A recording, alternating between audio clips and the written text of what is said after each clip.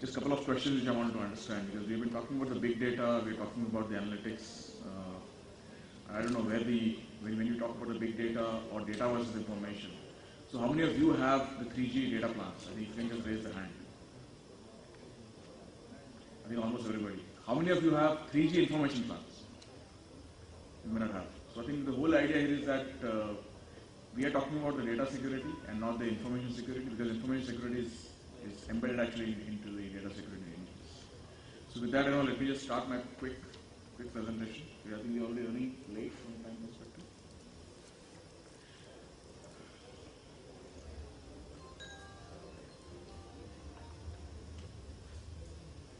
Okay, so I think I'm starting my presentation. It's a very small presentation, and more importantly is we're talking about the topic, which is securing big data and protecting the business. And what I'm going to present in the next couple of slides is all about how we look at it from semantic perspective. And I'm just going to put our own example in the front to all of you in terms of how semantic looks as a big data, as an overall story. And how do we look at it from internal organization perspective to protect our business, which is our business is predominantly into security and information. We are the fourth largest software company in the world, in case some of you are not aware. And most importantly, we are the largest information security company in the world. So actually, our ownership is much higher when it comes to the securing the data and securing the business arising out of this data. So this is our own example, which I want to put in front of all of you. This is our infrastructure, what we have today across the globe. We have close to about 240,000 plus sensors. We have about, these are all spread across 200 countries. We have about more than 200 million client, server and gateways. And this is all again spread across the global perspective. Vulnerabilities, total number of vendors we have, where we certify and we work and we interact with them.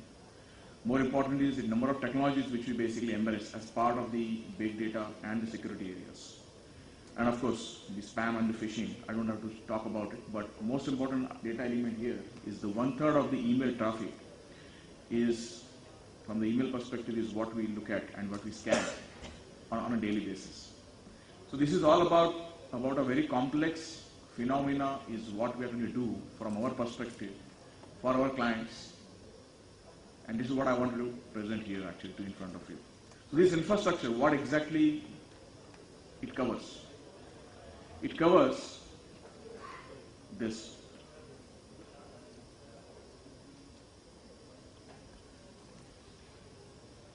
And when you look at actually the total number of programs downloaded, the website visited, and this is what we have. This is our in-house data analytics platform which has been created, and this is what we use. And this is what we use actually to crunch the data and to understand what are the security vulnerabilities, what is happening across the globe for our various clients. And I thought this will be a very apt session for us to come and talk about big data analytics and big data security, how we look at it from our perspective. And also it is important for us to look at, when we're talking about the security company as we are, what is that which we do? What is that which we look at? And more important is, what is this all about? It's all about actually the intelligence aspect. It's nothing else but the intelligence. So what we gather out of this entire big data analytics, whatever we're doing on a day in and day out basis, is all about intelligence part of it. So analytics, for example, when you're talking about the 1 petabyte data, okay, and information which is really required out of this from analytics perspective is just less than 1 TB. Essentially what you're trying to do is trying to apply the intelligence and come out of it what exactly is needed from the usage perspective. So this is what we do actually from our perspective, and I thought this will be very key. Look at the kind of data which we have. This is the last count which we have, which we had. We had almost close to about 300 rows, per second, in terms of when we are talking about the big data from our perspective, in order to secure our clients across the globe. That includes the government, that includes the banking sector, that includes the telecom sector, and manufacturing, pharma, etc. everybody. But this is what we have. This is what we have in-house, and this is what we use actually from the analytics perspective in order to come back and secure everybody. So this is in a nutshell, this analytics platform, what we have internally do. So we have got the endpoints, as we all know, we all use endpoints. We have gateways, the honeypots, the global sensor network of ours, and third-party affiliates. So all this which is on the left side, it basically feeds the complete data back to us, and we have the big data warehouse, we have the big analytics platform, and using our security response analyst, we crunch this complete data and come back with respect to the intelligence. And these intelligence feeds, we give it back to the governments, we give it back to our banking clients or telecom clients, in order to, for them to secure their data centers, their own data completely in totality. Now, how does it help actually? So when you're talking about the virtually every software, every file, good, bad on the planet, whatever we look at it from our side, okay, we look at it from all the angles and we decide their reputation, and then either we decide to block in case if it is bad. If it is good, we pass it on. But if it is something which is new, then naturally it goes back to our forensic experts, forensic analysts. And then we look at and investigate any new attack which is likely to get mounted out of this. This is one of the biggest big data analytics example which I just put in front of all of you. And we are doing it from security angle in order to secure our clients as well. So it is important that when we understand about the big data part of it, when we understand the analytics part of it, and when Srinivas talked about the complete government data, or even Mr.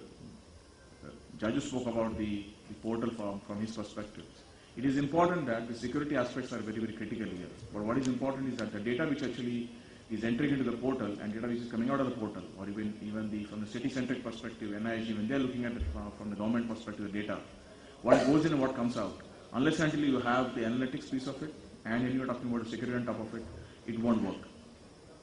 So what are the big data challenges after my example which I have just listed down? This is one of the use cases which I want to use, which I want to show it to you here. One of the financial enterprise customer, I can't name it, but if you look at vertically, there are three areas. From their perspective, they look at the increasing the revenue, they look at the retention, the loss mitigation, and the operational efficiency from their product. But if you look at the horizontally, there are totally 6 areas. And as we have been hearing about the digital marketing social elements, this is a company which basically has a Twitter and the Facebook account. And from the security aspect, we manage it. On the big data aspect, we manage it because we have the Veritas, which is the information management portfolio of ours, and the security portfolio, which is completely on Symantec. So that is what actually we look at from their perspective. But is it a big data? The answer is yes. But what are they using it for? They're using it for those 3 vertical pillars. 1, for increasing the revenue. 2, for retaining and preventing the loss and the mitigation aspects. And 3rd, how do they improve their operational efficiency? How do they create their workforce more productive? And if you look at from the horizontal perspective, those are the various areas which have been listed here, right from the data warehousing all the way to the common data platform and data mining. Approaches to the security for big data. I think that's has been a topic, and what we have been hearing a lot about the big data, but most important is how do we take the approach to secure it.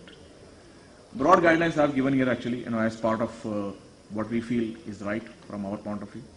Number 1 is various consideration. I think even SafeNet spoke about the consideration in terms of authentication, access control. But more important is the encryption. We spoke about encryption as well. Tamper-proofing, time-stamping, data classification. I think we have heard all these things in the beginning as well. Most important is a data which is of 1 petabyte, and when you need actually less than 1 TB, naturally you are looking at the backup and the archival kind of solutions as well. But most important is that whenever you need it, which is the data at peace or data at rest, how do we take it out whenever it is needed actually, in a very short minimum time frame.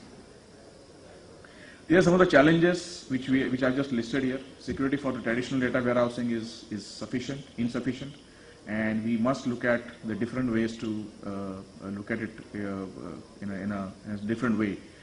As somebody was talking about the applications part of it, more and more applications are getting rolled out, more and more data is getting created. But application by itself doesn't have a security framework embedded into it.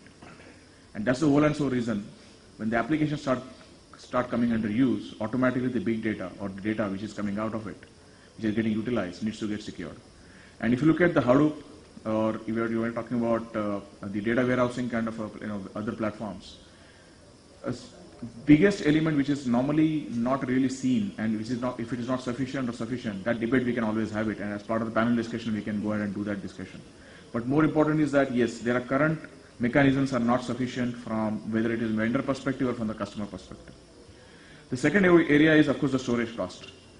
Now the tape library versus now the movement which is happening towards the to flash or others. I think that is also another area which is very important, and I must say that the opportunity for looking at it very, very seriously.